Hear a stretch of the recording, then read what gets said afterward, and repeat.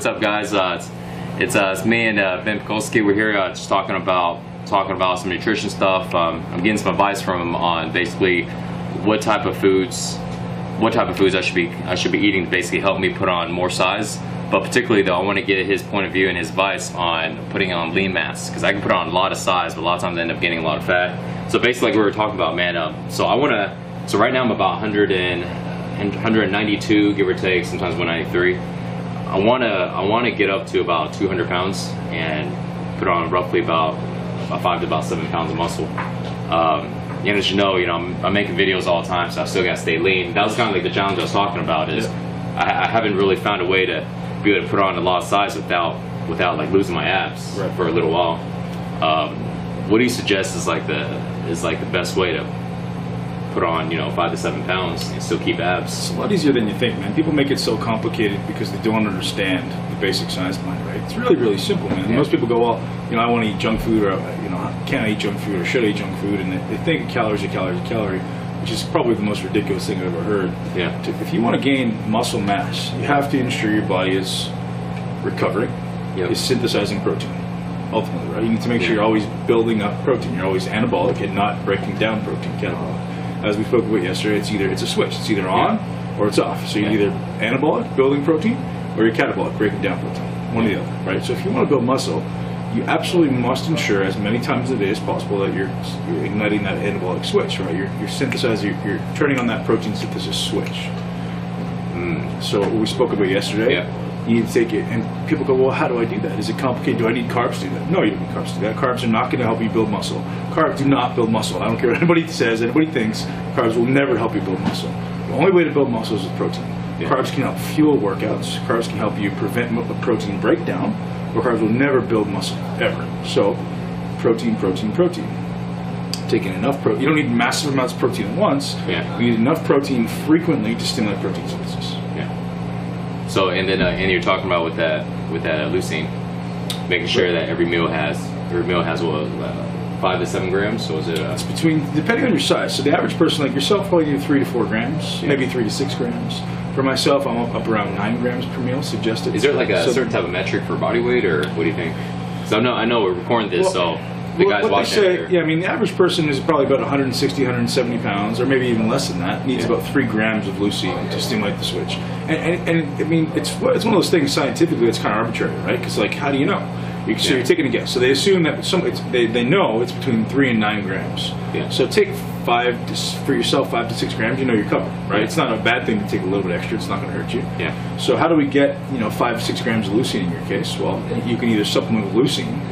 Great. You can supplement with branched chain amino acids, or you have to take in the right type of protein that has a certain amount of leucine in it. So the best sources of leucine are going to just be meat, eggs. Eggs are great. Whey protein.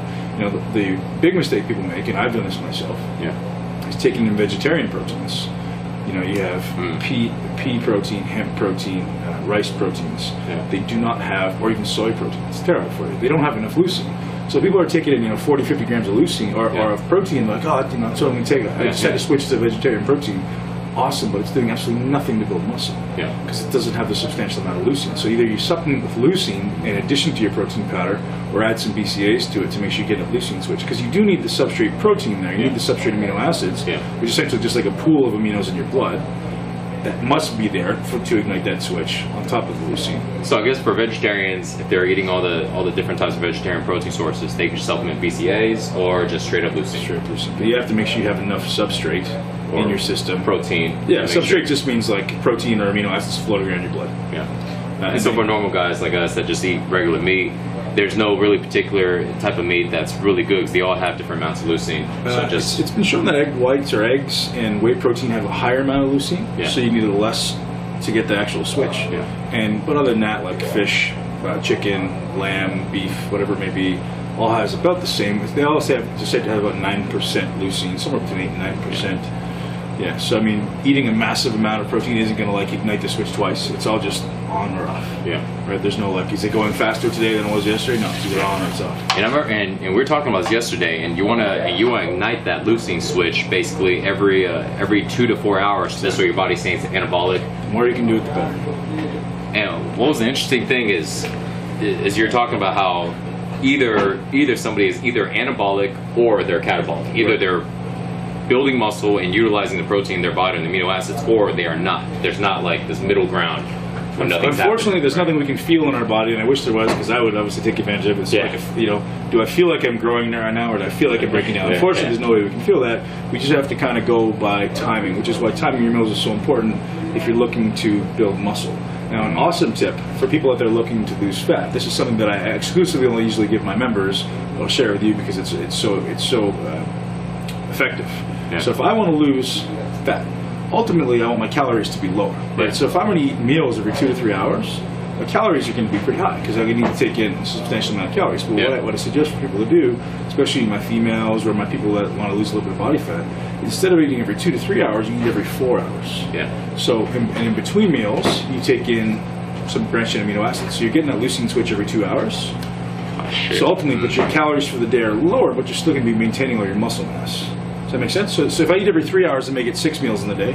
So I may have 2,500 calories. Whereas if I eat every 4 hours, I may get 5 meals in the day. So I'm getting less overall calories, but I get the leucine switch more often.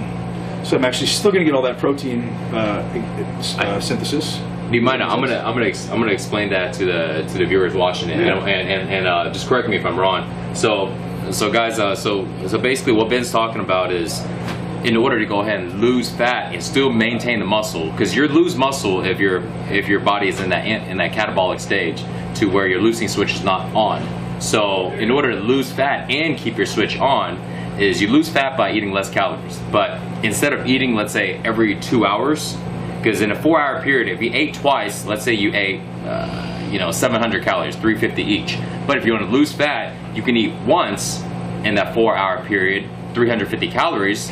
But in order to make sure the body doesn't tap into your muscle source, you take leucine in that 4-hour period, right in that 2-hour period maybe. Yeah. Well, ideally, branched chain amino acids, or you can take leucine on its own, but you may not have enough protein there. So branched chain amino acids is probably BCAAs, right? So take BCAAs 2 hours in between that 4-hour period. So this way your body stays anabolic. Your body can continue to go ahead and build muscle instead of using muscle as a fuel source. Exactly. So this way, in that 4-hour period, you only eat 350 calories. Less calories, you get lean because your body will utilize the fat as the energy source. Exactly. Less insulin spikes, more consistent blood sugar. Yeah. So. Man, that's a really effective tip, and like I say, I only usually share that with my members, but you can share it with your members. And it's just that one tip will make a huge difference, because that's probably one of the things that make a mistake on, because I would go ahead when I'm trying to lean down. Obviously, I'd eat less calories, and I know I don't want to continuously eat every 2 hours, but like we spoke about yesterday, how many people do we know that eat all this junk, put on all this weight, and then when they shred down, they're the exact same size they were before? Exactly. Because they're losing all that muscle when they're shredding down. So a great way to keep your muscle when you're shredding down.